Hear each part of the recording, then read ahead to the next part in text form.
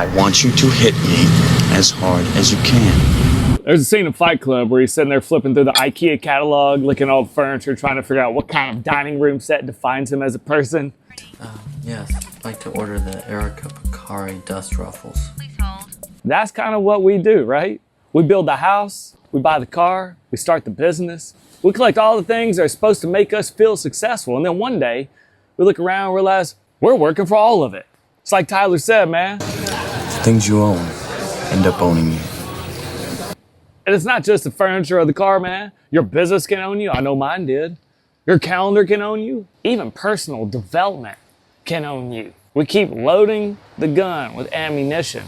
More knowledge, more strategies, more motivation, more morning routines. But eventually, we got to stop loading the gun and figure out what the hell we're aiming at, man. And retreats can be the same way. Sometimes we're completely burned out, so we decide we need to go on a retreat. So we fly somewhere beautiful and get handed another schedule. Morning meditation, 6 a.m. Breath work, 7 a.m. Buffet, 8 a.m. Group workshop, 9 a.m. Sometimes structure helps. Sometimes getting out of your normal environment changes everything. But sometimes it's just more stuff. More schedules, more instructions, more worksheets, more gurus selling maps to places they've actually never been. I call them faux pros and did a video on that.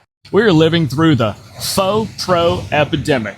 Here's the thing, man. At some point, maybe the answer isn't adding more.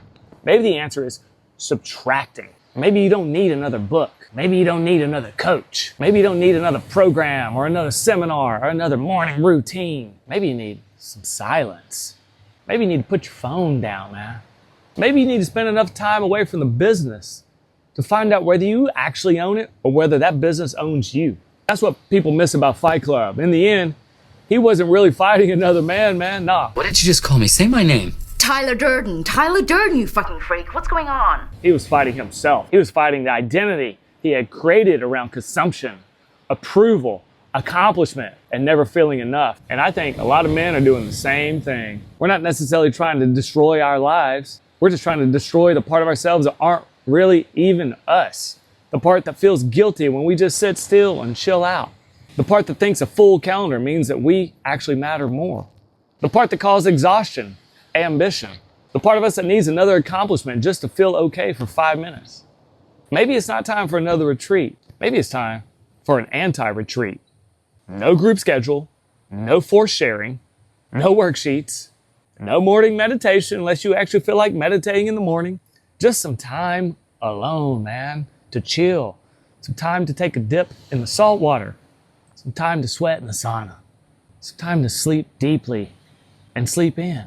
Some time to eat slowly without Netflix in the background. Some time to stare at the ocean and not turn it into content. Some time to be around yourself long enough to hear what's actually going on up here and there. Because maybe you don't need to become more, man. Maybe you need to subtract everything that is not you. Maybe that's what Tyler Durden was getting at when he said, Self-improvement is masturbation. Now self-destruction. Not destroying your business, not destroying your family, and not destroying the life that you work so hard to build. Just destroying the false identity that has been running your whole damn life.